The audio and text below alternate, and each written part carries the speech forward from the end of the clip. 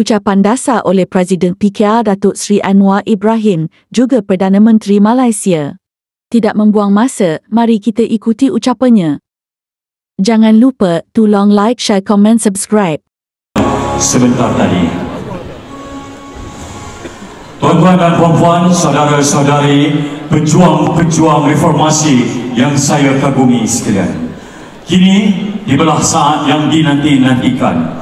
Kita semua akan mendengar amanat melalui ucapan dasar Kongres Nasional Keadilan 2024-2025. Dengan ini, Majlis mempersilakan Yang Amat Berhormat Datuk Seri Anwar Ibrahim, Presiden Keadilan, untuk menyampaikan ucapan dasar sekaligus merasmikan Kongres Nasional Keadilan 2024-2025. Dengan segala hormatnya, dipersilakan. Reformasi. Reformasi. Lawan tetap. Lawan. Kita keadilan.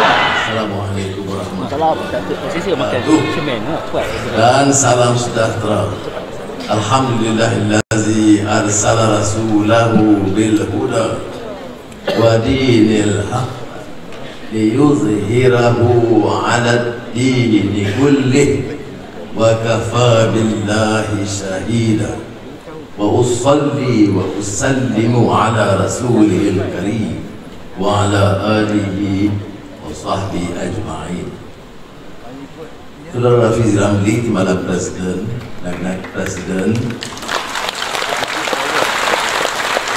Sultan Agung, Majlis Pimpinan, perwakilan yang saya kasih sekalian, saya turut mengalu-alukan rakan-rakan pimpinan Parti, DAP, Amanah, UPO, PIS, dan sahabat saya Alexander Natilinggi dari Sarawak, mewakili PBB dan PPS, dan rakan-rakan yang juga sama-sama.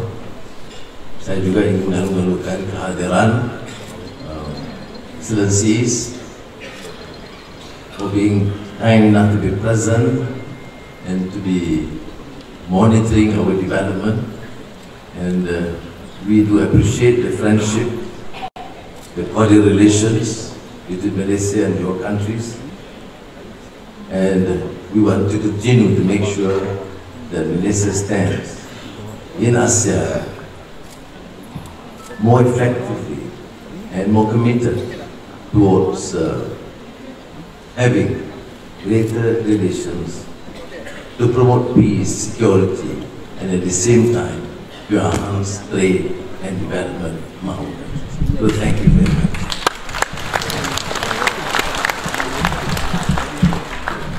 Saudara yang dimuliakan, saya ingin mengambil kesempatan untuk menjelaskan beberapa isu yang dekat dengan asas perjuangan dan juga dengan menurut politik dan ekonomi yang berlaku di dunia sekarang. Seperti yang kita tahu, kita sebagai parti politik dan kini tegak dalam pemerintahan, dalam kerajaan perpaduan yang kita ungkapkan sebagai kerajaan padat.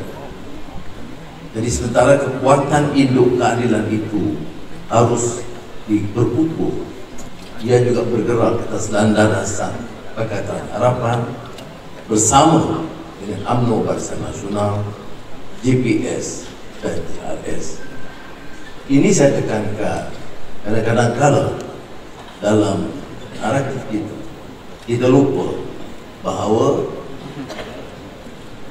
mempertahankan kedudukan dan kuasa adalah dengan semangat muafakat dan perbincangan berterusan di antara satu sama lain. Ya, tidak mudah, tapi kita harus terima kenyataan bahwa kita mampu lakukan beberapa perubahan walaupun belum mencapai tahap yang begitu memuaskan atau membanggakan. Tapi perubahan ini berlaku kerana kekuatan yang ada dalam kerajaan Madani yang didukung oleh semua parti-parti yang saya sebutkan tadi. Sebab itu Saya mohon kerjasama dan kesepahaman saudara untuk bukan saja menerima kedatangan ini, menerima kekuatannya untuk membolehkan kita melakukan, dan hambatannya kerana setiap perkara yang kita mau lontarkan atau laksanakan itu harus dirunding dan teliti dan disepakati supaya kerajaan ini kekal utuh. Saya berikan contoh umpamanya, kerana kerjasama inilah kita mendapat umpamanya angka yang membanggakan, mencatat pertumbuhan pendapatan yang menggalakkan. Umpamanya upah bulanan yang menjadi masalah di kalangan rakyat. Kita tahu umpamanya lulusan Tibet semua mendapat, tetapi kita tidak dapat terima upah sekitar 2,000 ringgit. Sebab itu umpamanya ada upah itu diberikan tumpuan, gaji minimum ditingkatkan. Setelah sekian lama, inilah kerajaan Madani yang pertama kali berani meningkatkan upah minimum.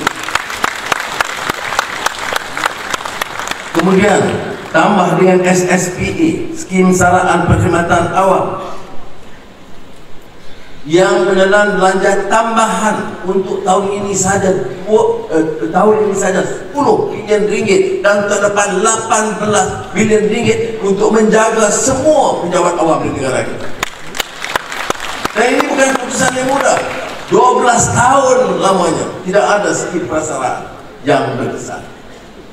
Dan kita mengambil risiko ini walaupun kos, implikasi kos itu tinggi. Sebab kita prihatin dengan nasib pejabat awam dan pekerja di peringkat. Sebab itulah kita lihat umpamanya bila ini dilakukan klik dan juga melibatkan kerja lebih pada 100,000 orang itu meningkatkan upah yang sama sekitar 2,500 hingga 3,000 ringgit sebulan. Maka peningkatan median upah bulanan bagi sektor formal mencecah 5,6% berbanding tahun lepas. September 2024 2,745 ringgit, September 2023 hanya 2,600. Apakah ini kejayaan memuaskan? Tidak. Ini permulaan dan perubahan peringkat yang kita lakukan, dan ini ditambah pula dengan gagasan gaji progresif yang diperkenalkan sepenuhnya tahun ini dan memberi manfaat kepada 50,000 pekerja dengan peruntukan awal 200 juta ringgit. Kita laksanakan SSPA kerana keputusan Jemaah Menteri, persediaan yang dibuat yang rapi oleh KPA, KPPA, KSA. Kita gunakan gaji progresif atas inisiatif Kementerian Ekonomi dan Menterinya Rafizi Ramli. Jadi kesemuanya ini berlaku kerana pasukan kita bekerja sebagai satu tim yang utuh membawa perubahan. Bantuan tunai rakyat, terbayangkan ada perbandingan dalam persidangan yang dianjurkan oleh Khazanah. Di Malaysia ada di antara yang negara yang paling tinggi memberi sumbangan tunai langsung kepada rakyat. Berapa orang yang kita berikan sumbangan tunai langsung? 9 juta orang. Berapa kosnya? 13 bilion ringgit. Masih kita dengar suara-suara pembangkang yang mengatakan belum ada apa-apa yang dilakukan. Sama ada dia itu kabur, rabun kelihatannya, atau memang tidak bersedia melihat pada kenyataan.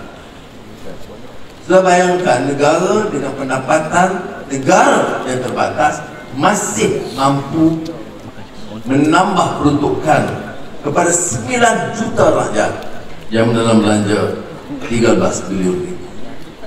Dan ini tak termasuk Jabatan Kebajikan Masyarakat dan lain-lain. Tapi kita terima kos harga hidup walaupun kadar inflasi rendah masih dibicarakan. terutama di kalangan yang berpendapatan rendah. Maka sebab itu, melalui beberapa kementerian, DPDN, Pertanian, dan Jaminan Makanan, itu terus dengan program-program Madani Rakyat, Payung Rahmah, untuk mengurangkan tekanan mereka. Inilah kerajaan yang pertama kali memberi perhatian kepada golongan dan kebajikan OKU. Tahun 2025 saja belanja untuk mereka itu 1,3 bilion ringgit. Saya sebut hal-hal ini supaya anggota keadilan dan rakyat sementara memberi teguran dan memohon supaya perubahan terus dilakukan, harus terima kenyataan bahwa ini hanya berlaku kerana keadilan bersama PH, bersama BN, GPS dan GRS pakat bersama perkuatkan kerajaan dan tingkatkan usaha membela rakyat.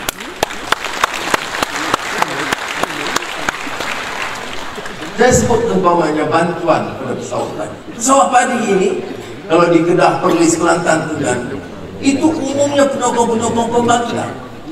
Tetapi usul Menteri Pertanian kita terima tanpa mempedulikan sama ada mereka ini kekal sebagai penyokong pembangkang, tapi kita bertanggungjawab membela nasib pesawat yang miskin.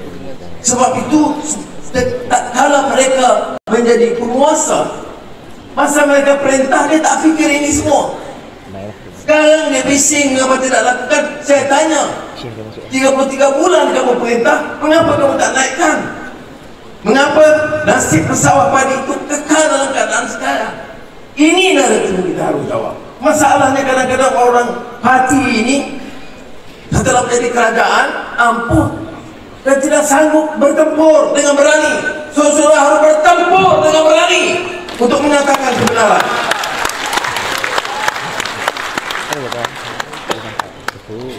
Ada orang permainkan, mana mungkin baik kita anda sampai 1 bilion ringgit. Kita dengar tandas yang berbaik itu 8.300 tandas sekolah. Itu tak termasuk tandas awam dan milik kerajaan yang lainnya. Sebab itu cecah 1 bilion ringgit. Bayangkan Malaysia yang gagah, gegak gempita, terkenal, harus selesaikan masalah yang sangat asasi yang basic. Dan kita akan teruskan, termasuklah klinik dan sebagainya. Perkhidmatan awam kita tahu perlu reform, ada agendanya. Satu juga reform parlimen.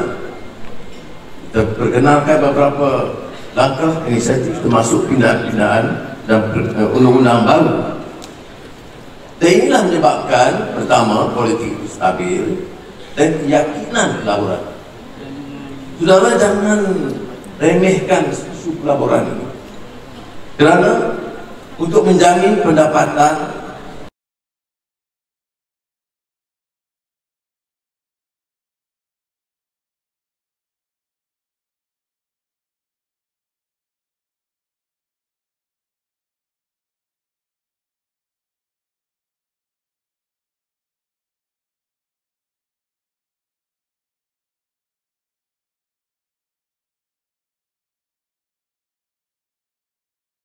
negara untuk menjamin pekerjaan terutama di kalangan anak muda, kita harus lebih giat.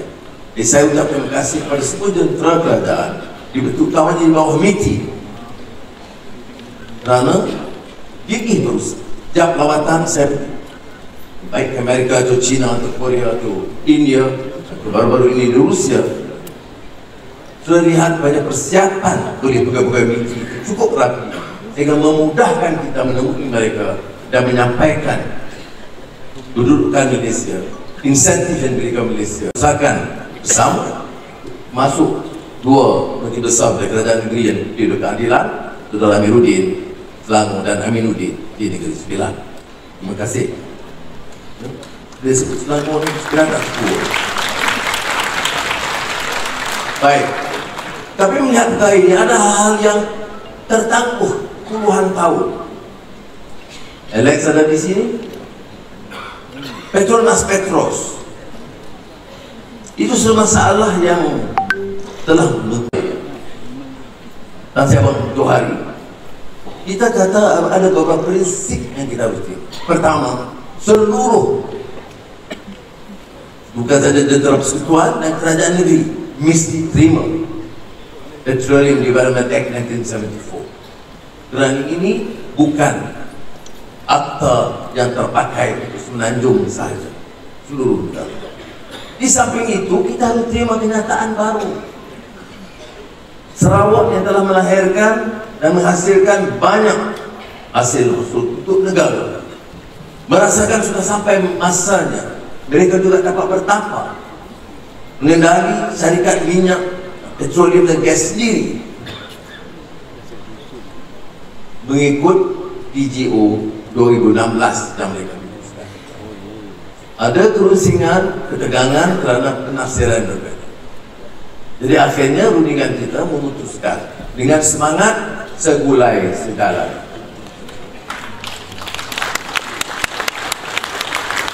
Jadi muafakat ini menyebabkan kita umpamanya dia terima PDA 1974, kita terima DGO 2016. Sarawak terima kenyataan dan Petros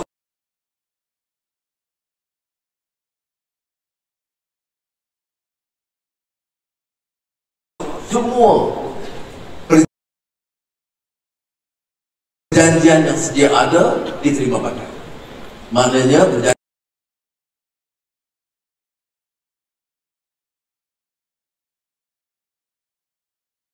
Petronas jual gas dari Sarawak ke Jepun atau Korea atau negara China tidak boleh dirombak. Di samping itu, Petronas memberi jaminan semua keperluan domestik Sarawak mesti ditunaikan dan semua usaha baru harus diberlaku dengan rundingan dalam semangat bersama di antara Petronas dan Petros. Saya tahu dalam keadaan ini ramai di sini juga curiga karena seolah kita menyerahkan kuasa. Ada juga riswah, muafakat dan mencari kejernihan di kalangan itu. Ini termasuklah perjanjian MA 63 dengan bentuk-bentuk tambahan kepada Sabah dan Sarawak. Walaupun saya dikritik oleh beberapa ahli parlimen pembangkang, tentunya tidak memahami sejarah, tidak memahami kenyataan. Mengapa peruntukan di Sabah dan Sarawak itu ditambah dalam keperluan semasa? Kerana mereka selain daripada Kuching atau Kinabalu, kalau daerah-daerah yang ketinggalan mungkin 10 atau 20 tahun dari Semenanjung Tanah Melayu, jadi kita harus berani menyatakan bahawa untuk merangkul kekuatan bersama Semenanjung Tanah Melayu, Sabah dan Sarawak, kita mesti bersedia memberikan pengajian yang adil. Ini termasuk juga kepada Kelantan, Terengganu dan Kedah, Perlis. Dulu heboh kata kita ini nafikan hak mereka, gayuh kata kita diskriminasi. Sekarang bila kita ketengahkan tiap majlis madani rakyat di Kelantan di hadapan Menteri Besar dan semua pegawai kerajaan dan rakyat Kelantan, saya utarakan angka dan data. Mengapa kita berikan peruntukan lebih pada Kelantan? Kerana Kelantan paling parah menghadapi masalah banjir.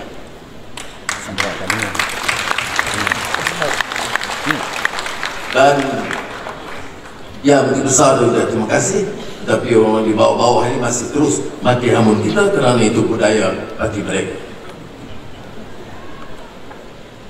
Saudara, kita masih bergelut juga dengan isu kaum, termasuk langkah-langkah bawahnya mengundang pembaharuan bandar yang kita akan berkenal. Saudara, keadilan ini tegak.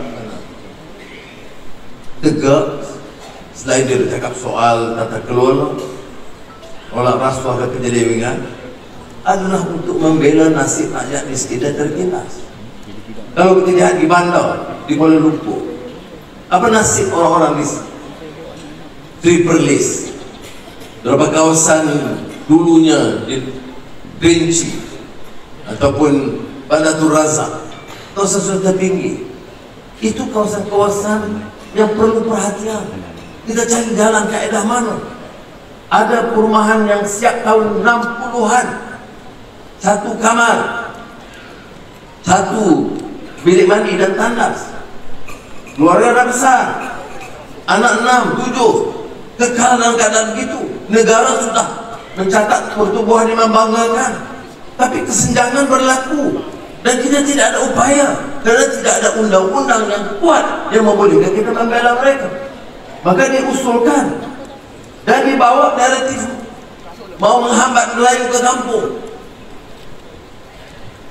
Dan inilah yang terpaksa kita hadapi 8 hari. Kongres Parti PKR Malaysia tahun 2024-2025 di bertempat di negeri Johor, kita ikuti ucapan amanat Presiden Datuk Seri Anwar Ibrahim juga Perdana Menteri Malaysia.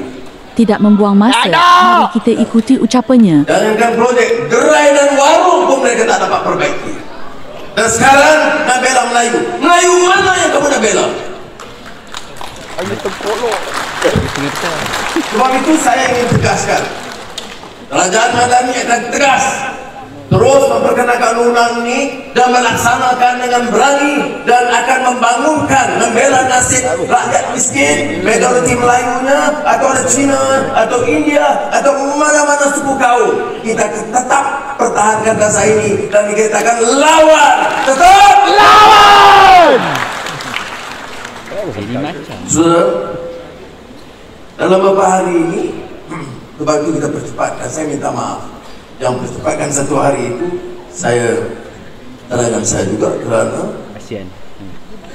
ketua-ketua negara ASEAN akan sampai sebahagiannya 24 esok malam dan 25 bulan 2 negara minta adakan lawatan rasmi.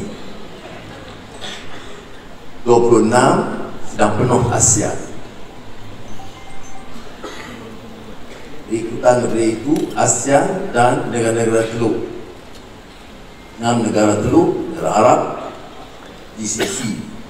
Dan ini rekod kali pertama di ASEAN kita diminta untuk menganjurkan pertemuan 2 rantau hebat di dunia. ASEAN yang dianggap rantau yang relatif, yang aman dan ekonominya segar, dan di antara rantau yang paling pantas pembacuan ekonominya bersama GCC juga 6 negara yang dianggap kepantasan pertumbuhan ekonomi di antara yang tertinggi dan tercanggih di dunia. Gabungan ini kalau berhasil dalam mesyuarat kita ini dengan beberapa program bersama, saya percaya akan meletakkan bukan saja Malaysia tapi ASEAN dan GCC dalam rangkaian yang hebat di dunia ini. Berikutan daripada itu akan hadir bersama Premier Li Qiang dari China. Dan juga bergelut dalam keadaan ketegangan Amerika Syarikat dan negara China. Bulan lalu Xi Jinping datang, Presiden China. 2 hari lagi Premier Li Qiang datang dari Malaysia. Kedua-duanya ke Malaysia. Bagaimana kita harus betulkan naratif dengan Amerika Syarikat, terutama dalam keadaan di mana kita dikenakan tarif, walaupun relatif lebih rendah daripada beberapa negara jiran. Jawapan kita mudah. Malaysia ini negara bebas dan merdeka dan berdaulat dan akan bekerjasama dan berkawan dengan semua negara untuk kepentingan rakyat Malaysia.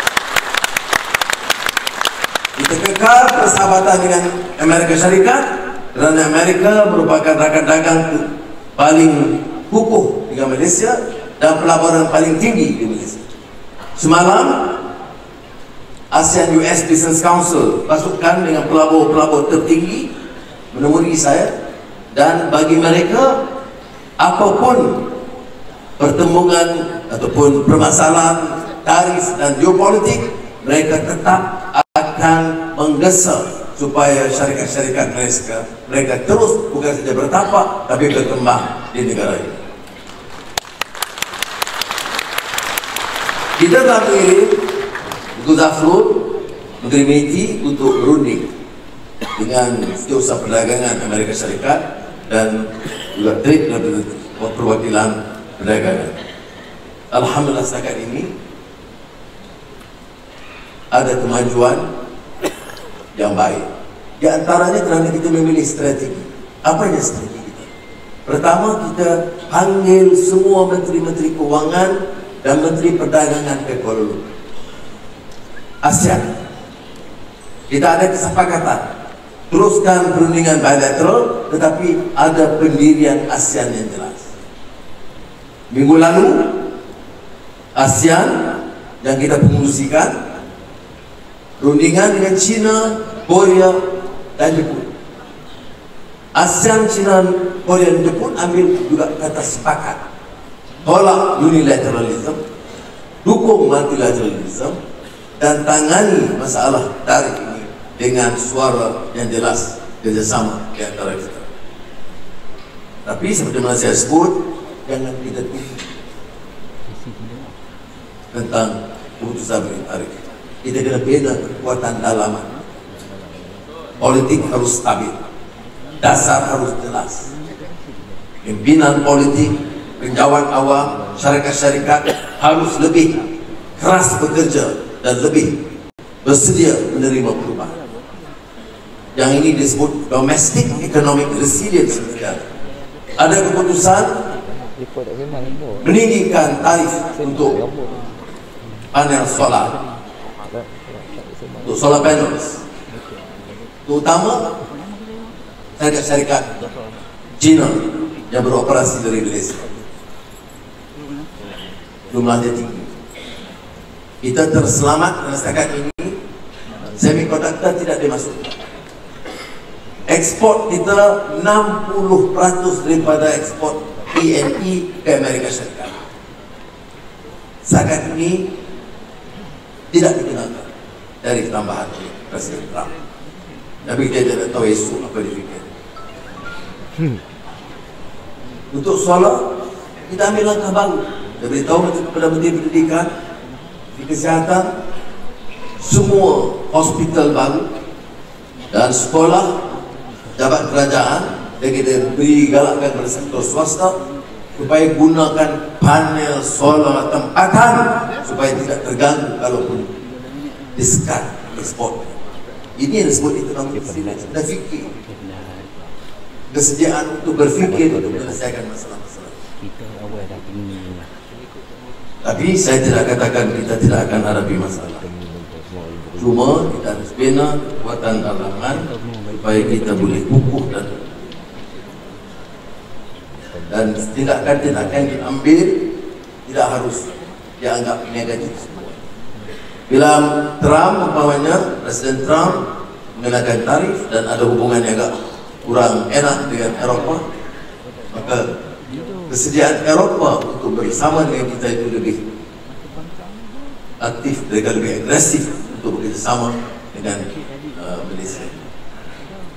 Peningkatan dagang kita bukan saja dengan negara yang saya sebut tadi, Timur, tapi juga dengan India, dengan Eropah, dan kita harus menerobos. Sebab itu kita sekarang punya hubungan baik dengan Brazil, dengan Afrika Selatan, dan dengan Rusia untuk memungkinkan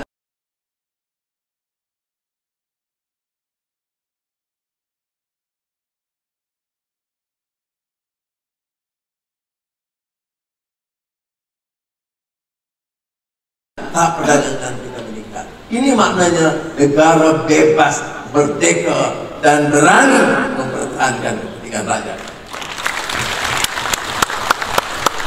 Dan itu sebabnya mengapa kita bersama dalam BRICS. Tetapi seperti mana saya sebutkan tadi, ini semua ditolak daripada upaya. Saya ikuti juga naratif disuarakan, dilontarkan dalam siri-siri kempen. Ya biasa ada kempen ini kadang-kadang marah sedikit juga keluar. Dan kalau nak katakan, saya lihat kalau kena sebut keterlanjuran, dua-dua pihak pada terlanjur. Jadi jangan cepat sangat. hukum satu suku. Ini saya sebagai bapa bagi nasihat. Yang penting. Nah, dan kalau dah berkawan puluhan tahun bergelut, susah payah, derita puluhan tahun, akallah dengan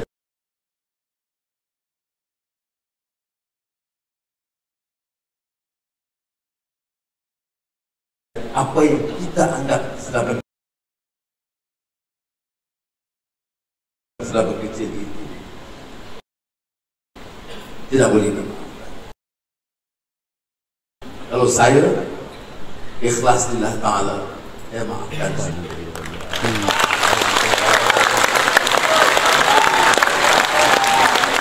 Ada sebab kita harus tengok kekuatan. Apakah kita ini sudah memenuhi semua idealisme dan cita-cita kita? Tidak. Kita bekerja dalam mata. Paling keras bicara suatu tata kelola dan intirasi. Dan tidak benar. Dan saya tidak nafikan bibit-bibit kadang-kadang dalam tentara kerajaan. Kebanyakan parti ini menjadi parti reformasi kulit. Baik. Saya tahu dalam SPRM ini ada orang bicarakan sekarang ini suara-suara pembangkang sibuk tentang penyambungan kontrak Asia Zaman. Saya dah sebut ini. Saya tidak nafikan teguran-teguran dan susu dibagi. Tapi percaya, melihat pada perkembangan SPRM puluhan tahun, inilah tadi pertama SPRM berani menggeledah semua tokoh-tokoh. Ya, ini kenyataan kita. Saya boleh ganti. Saya boleh bincang dengan kawan-kawan, saya boleh ganti esok. Tapi saya tak yakin yang baru itu berani menyinggung tokoh-tokoh punya bilion-bilion ringgit kekayaannya. Keluarga-keluarga, orang besar-besar, Tan-Sri, Tun dan pembesar-pembesar. Jadi bagi saya, beri ruang sekejap bagi orang yang diamanahkan untuk mengambil tindakan yang berani. Saya tidak ada sebab untuk mencurigai keberanian ketua SPRM sekarang untuk bertindak keras dan tegas, karena saya belum melihat itu. Itu yang pertama. Tapi orang-orang yang menegur, saya lihat ada pembangkang, ada golongan daripada civil society yang riuh mengkritik. Saya tak pernah dengar dia sokong bila SPRM bertindak kepada tokoh-tokoh yang bilion-bilion itu, dan Tun dan keluarga mereka. Tidak pun sebut, malah secara senyap mereka menyokong. Saya tidak dapat terima perkataan ini. Tidak ada sokongan, malah bila kita ambil tindakan, dendam. Kita kerana dendam apa? Orang punggah bilion-bilion ringgit, dendam apa? Saya dah bagi tahu, bukan sekarang, dulu, bukan tahun dulu. Tahu pukul aku, terajang, telanjangkan aku, keluarga, kawan-kawan, saya maafkan. Ratusan yang hilang pekerjaan, tak apalah, kita maafkan. Tapi kamu curi duit negara, kamu pulangkan balik. Itu bukan uang saya, itu uang negara. Harus pulangkan balik kepada rakyat. Tapi naratif ini tidak berlaku. Mana ada naratif kalau dengar daripada civil society? Bukan semua, segelintir. Kamu hebat begini, berani sentuh. Sang Tun, Sang Tan Sri, Sang Datuk Sri yang punggah jelas wang yang begitu banyak. Tidak. Sebab itu saya memilih untuk menjawab soal 1MDB masa temu bual dengan Adil. Sebab dia nak tekan hanya Datuk Seri Najib 1MDB, Datuk Seri Najib 1MDB. Saya kata dia di penjara. Sudahlah. Sudah. Oh, dia akan dilepas. Ini bukan soal urusan kita. Lembaga pengampunan dan Pertuan Agong. Dan kes masih lagi ada. Tapi mengapa kamu padam dan diamkan isu-isu yang kadang-kadang lebih besar? Bilion-bilion ringgit yang dicuri. Kamu maafkan, kamu diam. Seolah-olah nak padam itu supaya kamu hanya tumpu pada seorang manusia yang sudah sekarang di penjara kadang. Saudara, kita bertempur sekian lama, tapi jangan dendam. Kita bertempur sekian lama, tapi jangan hilang ihsan kita. Kita ni manusia. Kita juga ada keterbatasan dan kelemahan. Kita tunduk kepada negara hukum, proses undang-undang dan peraturan. Tetapi jangan umpamanya melihat seluruh masalah rasuah ini hanya dari satu orang atau dari satu parti. Kalau masalahnya dalam UMNO, nazam. Itu mesti dihangatkan. Kalau masalah di kalangan lain, mesti dipadamkan. Tak ada dengan satu suara. Padahal saudara, saya dalam pembangkang puluhan tahun, sebelum itu dalam kerajaan, pernah disebut tentang orang yang punya bilion rasuah. Sudah ceritanya 30 tahun, tak ada berani bicara.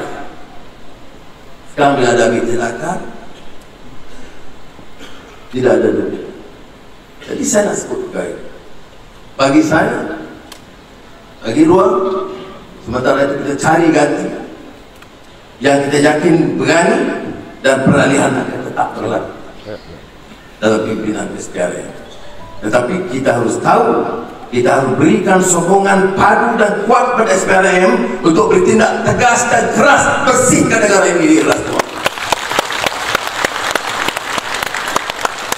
Yang kita lakukan, umpamanya tata kelola tender, itu kita lakukan.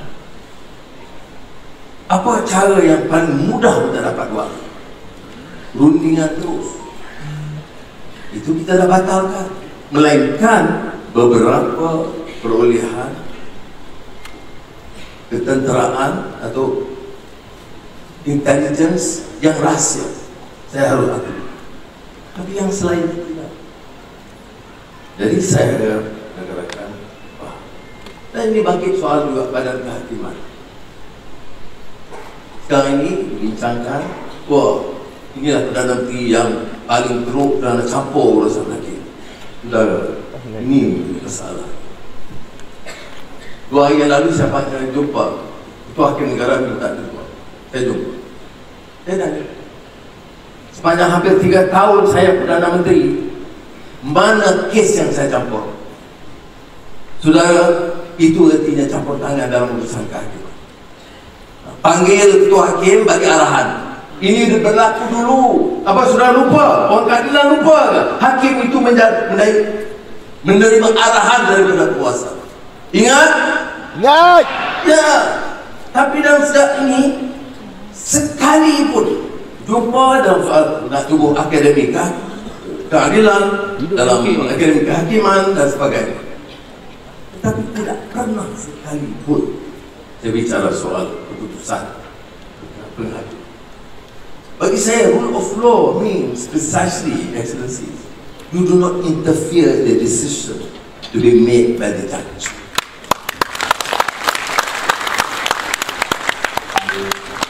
No, kadang-kadang saya pun mual dengan pura-puraan. The hypocrisy of condoning the excesses of the past, where judges work at the whims and fancies of the executive, where decisions are made to suit the interests of the executive. Now, not one case have I discussed. Pada bangkit soal penyambungan, pelantikan, ikut proses. Ada tanya, Perdana Menteri tidak harus campur sama sekali. Saya nak tanya, ini duta-duta besar banyak, Suruhanjaya tinggi. Mana negara di dunia di mana ketua hakim dilantik tanpa pengetahuan atau rujukan atau pertanyaan kepada Perdana Menteri atau Presiden? Perancis, Jerman, Amerika Syarikat, United Kingdom, Australia, India, sebut negara mana, semuanya harus ada perimbangan kuasa perundingan itu. Di sini tak boleh, sebab hanya 4-5 orang punya kepintaran luar biasa untuk menentukan. Saya nak beritahu, saya tunduk kepada prinsip perlembagaan negara ini, dan saya akan pastikan apa juga pelantikan tunduk kepada keputusan ikut hukum dan perundangan negara dan dirujuk kepada Yang di-Pertuan Agong sampai dengan dibentukkan dalam perlembagaan dan after consultation dengan Balai Gajah-Gajah. Bagi saya, selagi saya Perdana Menteri dengan amanah negara-gerakan dalam kerajaan madani, ini prinsip kita. Kita pertahankan kebebasan badan kehakiman, kita pertahankan cara dan kaedah pelantikan dan kuasa Yang di-Pertuan Agong.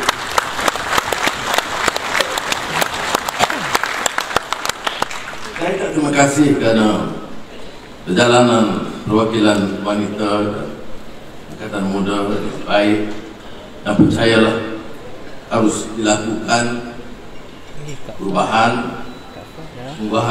menyantuni anak muda secara lebih berkesan bersama wanita.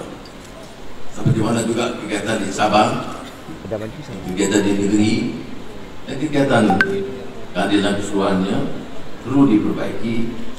Saya akui harus, dan kepada MPP umpamanya saya jelaskan, saya pun harus mohon maaf.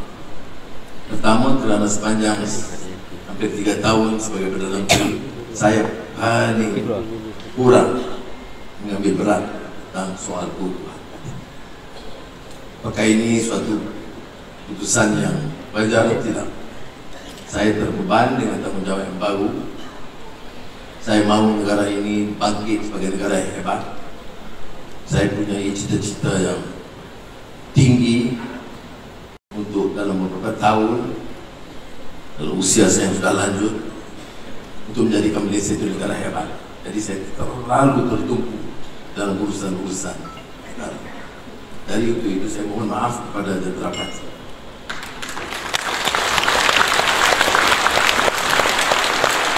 Dan insyaAllah, seperti mana saya sebut, mulai bulan Jun ini, saya tentu akan bahagikan tugas kebanyakan atau majoriti masa untuk kerajaan.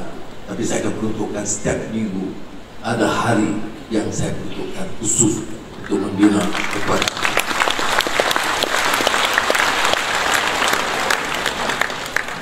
Dan ini termasuklah apa yang kita tugaskan kepada Saudara Saifuddin untuk memastikan hubungan dan kerjasama dengan badan-badan dan parti-parti yang bersama dalam Kerajaan Perpaduan Madani ini dimantapkan. Kerana negara akan rugi kalau berlaku keretakan di kalangan kita. Orang-orang yang menegur kita di luar, dia tak peduli. Dia mahu kita lakukan perubahan sepantas mungkin. Anwar janji reform, masa banyak berlaku. Dia tak kira sebulan, setahun, 2 tahun, mesti lakukan semua perubahan sekarang. Padahal berulang kali saya sebutkan, belajar dari sejarah, dari zaman apa yang ditunjukkan pengalaman Omar bin Aziz dalam kitab Al-Mawafaqat. Anaknya berbandingkannya, itu Omar bin Aziz, bandingnya saya itu langit dengan bumi. Orangnya warak, orangnya bersih, orangnya ikhlas, orangnya pintar. Saya tak sampai ke situ. Tapi dalam pada itu pun bila anaknya Abdul Malik tanya, wahai ayahanda, mengapa ayahanda sebagai seorang yang baik mau melakukan perubahan, mau menegakkan syariat dan Islam, tidak melakukan dengan segera dan bersekali? Apa jawab Abdul Malik? Ya bunayya, la ta'jal, jangan bohong wahai Abdul Malik. Perubahan mesti dilakukan secara berkelindan, jangan sehingga seluruh sama. Dia berikan contoh pengharapan Arab. Allah Subhanahu wa taala dalam Al-Qur'anul Karim mengarang Arab yang jelas ditolak oleh agama dan dia yakini merosakkan itu pun diharamkan secara berlebihan. Apa kata kalau aku lakukan, kata Omar bin Aziz, akan berlaku ketegangan Dan tugas aku sebagai khalifah yang pertama ialah memastikan keamanan, security, keselamatan bagi rakyat. Banyak cerita orang Aziz yang keutamaan membela rakyat miskin dan kesabaran dan hikmahnya menangani. Kita lihat pengalaman mutakhir Revolusi Perancis dengan gegak gempita slogan yang memukau Liberté, Égalité, Fraternité, memukau.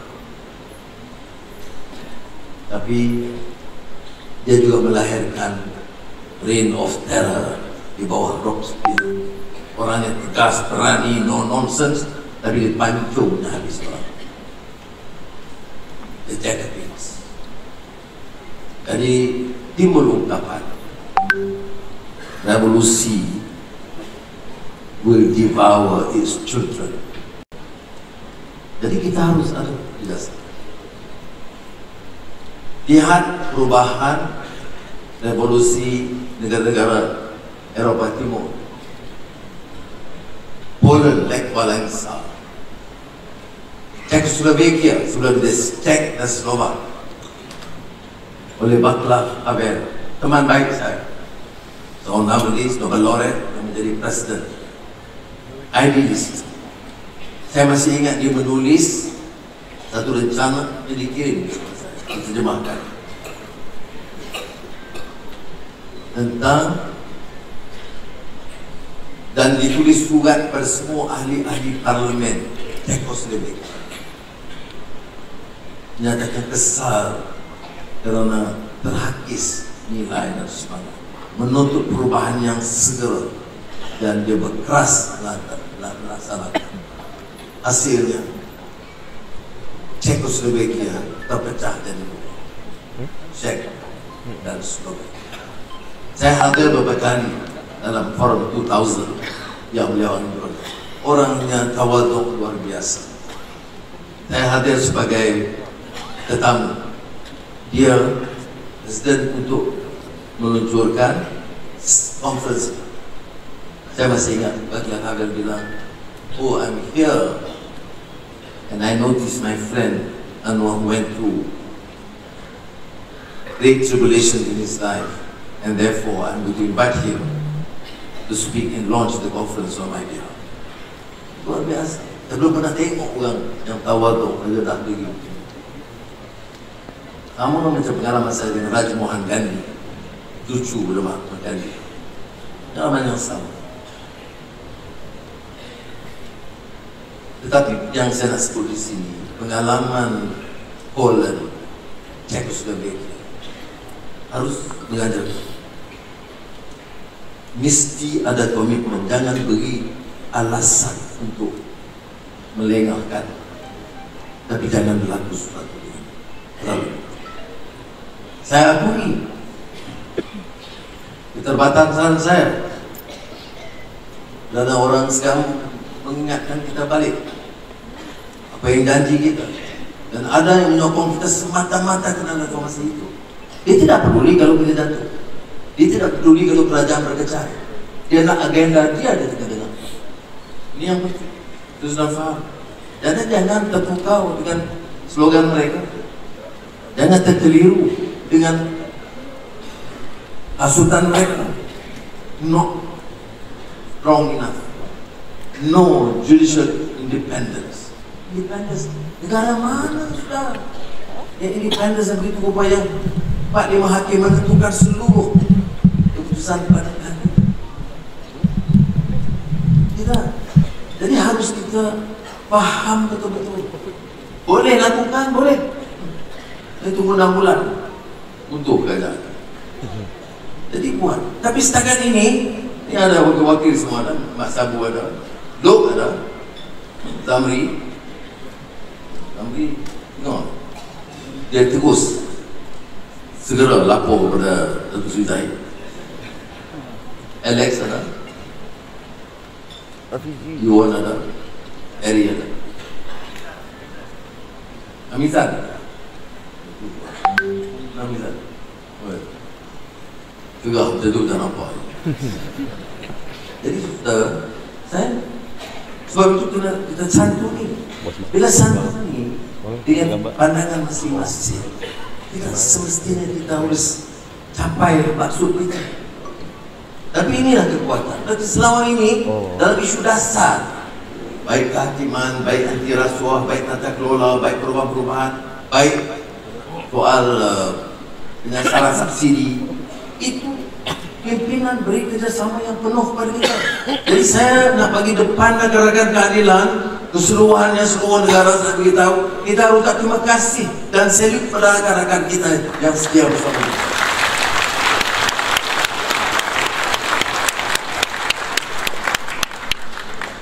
Jadi apakah ini alasan untuk kita tidak berubah? Apakah alasan untuk tidak perbaiki kelemahan-kelemahan dalam parti? Tidak. Apa alasan untuk meneruskan kalau ada beberapa keterlanjuran dalam beberapa tindakan dalam parti? Saya setuju. Dan saya terima teguran itu dengan baik karena saya ikuti dari dekat, walaupun saya tidak jawab semuanya, apa yang dibicarakan oleh calon-calon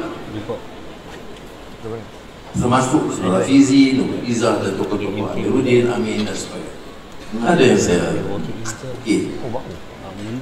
saya rasa sikit okey lah, biasa. Tapi saya cara positifnya terima baik dan ucap terima kasih kepada mereka kerana memberi teguran supaya mengingatkan kita kekal ke dalam dasar. Tidak ada salah. Dalam akhir saya nak mengungkapkan ayat dalam surah Ali Imran dengan asbab nuzul, sebab turunnya ayat yang harus kita renungkan bersama. Bismillahirrahmanirrahim. Fabima rahmatin minallahi lintalam wala kunta fazzan ghalidhal qalbi lan faddu hawlika fa'fu anhum wastaghfir lahum wasyawirhum fil amr fa idza azamta fatawakkal 'ala Allah inna Allaha yuhibbul mutawakkilin. Apa peristiwa itu? Perang Uhud. Apa berlaku perang Uhud? Dalam pertarungan pertama, beliau pimpinan Rasulullah SAW kemenangan mengalahkan kumpulan Quraisy yang terpaksa berundur dari Bukit Uhud turun ke lereng bukit ke bawah. Ada orang-orang jahiliyah pada masa itu bila perang, dia bawa perkakasan, emas, perak dan beberapa sebagai benteng mengatakan ini membina kekuatan mesti diberikan pertahanan. Jadi bila menang, belum pun Rasulullah SAW memberi arahan, mereka terburu-buru dapat merebut ghanimah perang, hasil emas, perak. Dia berebut, dia tinggal Rasulullah, tinggal Abu Bakar, Siddiq, Hamzah. Terpaksa bertaruh kerana pada masa itu Khalid bin Walid, panglima perang yang muda yang gigih, naik dari lereng bukit dari belakang, serang Rasulullah SAW. Kerana penyokong-penyokong dia yang setia sudah lari rebut ghanimah perang. Betul saya bilang, beliau boleh ulas ini lebih baik. Ini sebuah lah ulas. Jadi bila Rasul tinggal berapa orang, luka pipi, patah gigi, satu kesilapan besar. Tetapi selepas kemenangan, mereka dimaafkan kerana sifat ihsan Tuhan. Kelemahan itu asalkan diperbaiki. dalam memimpin jentera yang begitu besar dengan kerana yang pelbagai, dengan latar belakang yang pelbagai. Kadang-kadang dia ada kesulitan. Kita harus merangkul kekuatan, dan syaratnya itu yang mesti ada semangat Islam. Jadi memang kalau tidak dengan rahmat Allah, mereka ini kekal dosa, dan dengan rahmat Allah mereka ini dimaafkan. Fa'fu anhum, dimaafkan. Ini saya setuju dengan teguran-teguran. Kita maafkan kalau dia beristighfar, dia tak akan ulang. Sebab itu fa'fu anhum wastaghfir lahu, istighfar kepada Allah Ta'ala. Ada kelemahan kita, termasuk saya. Apa kekurangan dan kelemahan tentunya. Setelah kita beri kemaafan, dia beristighfar, kemudian berunding, bersyawir. Yang ini rasa buruk banyak guna. Kita runding di kalangan kita. Tetapi setelah runding, keputusan dibuat, dia kata faiza azamta, yang ketua kena buat keputusan. Dan runding, keputusan runding, keputusan terus runding, tak boleh. Itu disebut dalam Quran, disebut faiza azamta. Bila ada keputusan, Fatawakkal ala Allah, serah kepada Allah. Kerja suara, kerja dengan gigi, disiplin, dan tawakal kepada Allah. Kerana apa? Inna Allah yuhibbul mutawakkilin. Allah kasih kepada orang yang bertawakal. Jadi rakan-rakan yang saya muliakan, mari kita teguh semangat. Jangan kita mengandaikan menang, kalah itu seolah-olah memonopoli. Kita belajar dari kelemahan kita, kita belajar dari pengalaman kita, kita beri sumbangan yang sebaik. Saya yang tidak bertanding pun belajar. Pedih bagaimanapun saya dengar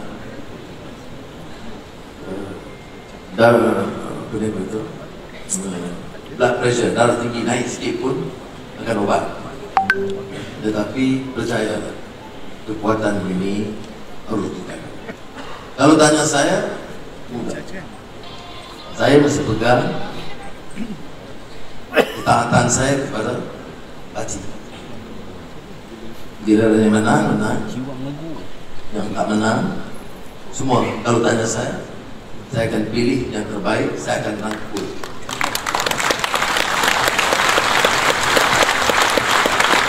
Kerana agenda perjuangan ini lebih tinggi, lebih besar daripada agenda Anwar. Anwar itu satu sosok. Hari ini ada beberapa bulan lagi 78. Dalam 1-2 tahun ini sudah 80 tahun. Jadi kemungkinan tidak ada itu lebih banyak dari tidak dari ada. Oleh itu saya nak pastikan ada kekuatan yang kita ada. Kita boleh tegur, kita boleh tak setuju, tapi sudah percaya pimpin-pimpin kanan. Sebab itu saya sebut di mana kita orang tegur kepada Rafizi atau Rizal, yang tegur itu kadang-kadang tak upaya kamu nak saingi pengorbanan mereka. Tidak boleh.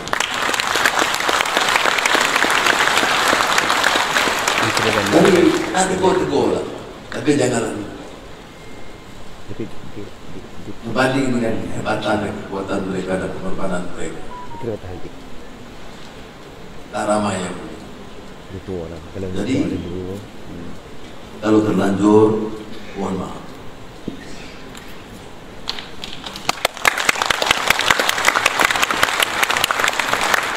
Dan saya sebut betul. Apakah saya setuju semua? Tak. Saya juga ada pandangan, cuma tak sekeras Rafizi lah.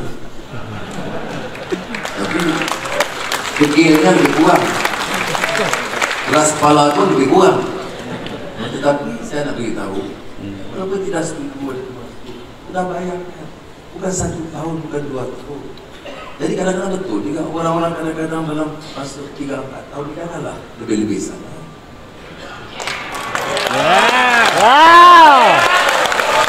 Jangan betul. Saya tak mau singgung maksud pada sesiapa. Tapi pengacara, mana mungkin saudara tak upaya saudara saya.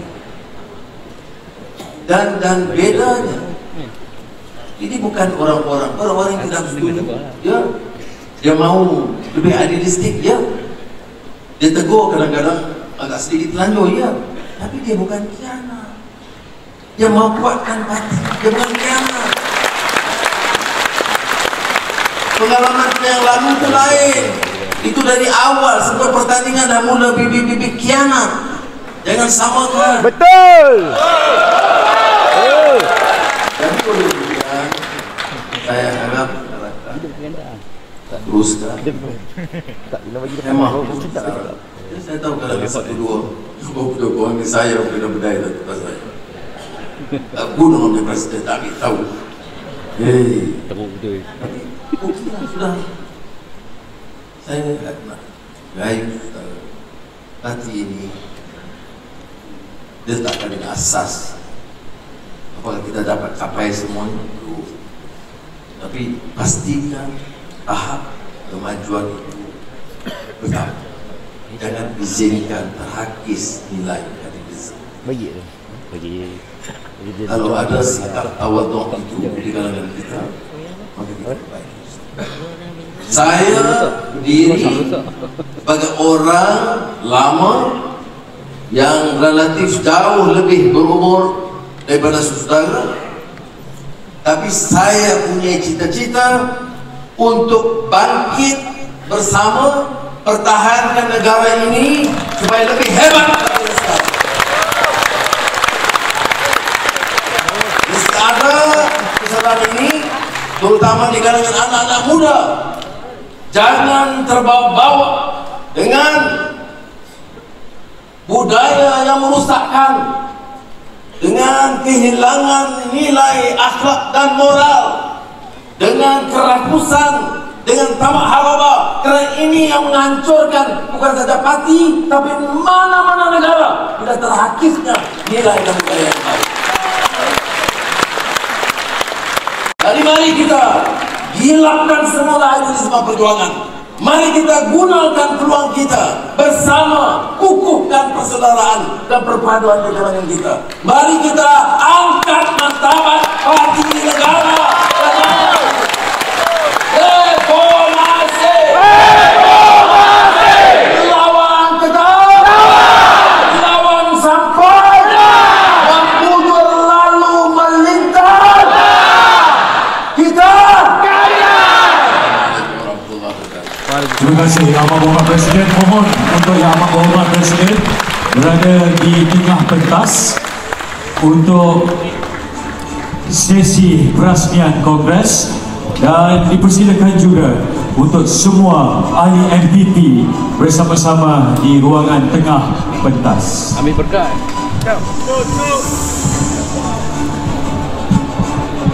Bang, duduk bang. Media bang.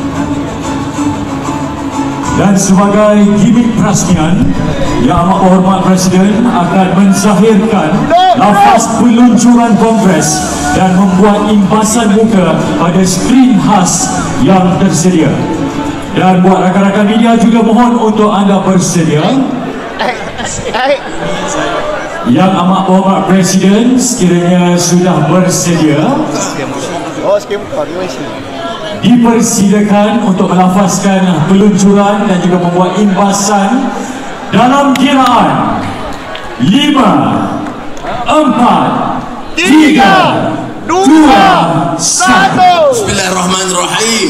Dengan ini saya bagi pihak rakan-rakan pimpinan merasmikan Kongres Nasional Keadilan 2024-2025.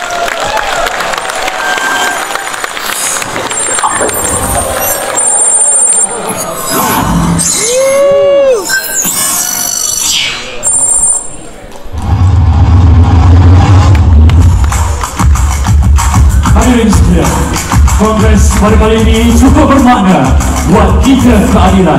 kerana turut dijalankan pada tahun pemilihan parti bagi sesi 2025-2028. Gerak kerja dan siri jelajah ke negeri-negeri telah bermula seawal Mei 2024. Segala cabaran berjaya diharungi hinggalah ke saat ini kita semua berkampung di bumi Darul Takzim bagi menjayakan Kongres Nasional Keadilan 2024-2025. Maka dengan itu, sempurnalah sudah perasmian Kongres Nasional 2024-2025. Terima kasih yang tak terhingga diucapkan kepada Yang Amat Berhormat Presiden di atas ucapan dasar dan juga perasmian sebentar tadi. Dan dipersilakan untuk Yang Amat Berhormat Presiden serta Ahli Majlis Pimpinan Pusat untuk kembali mengambil tempat.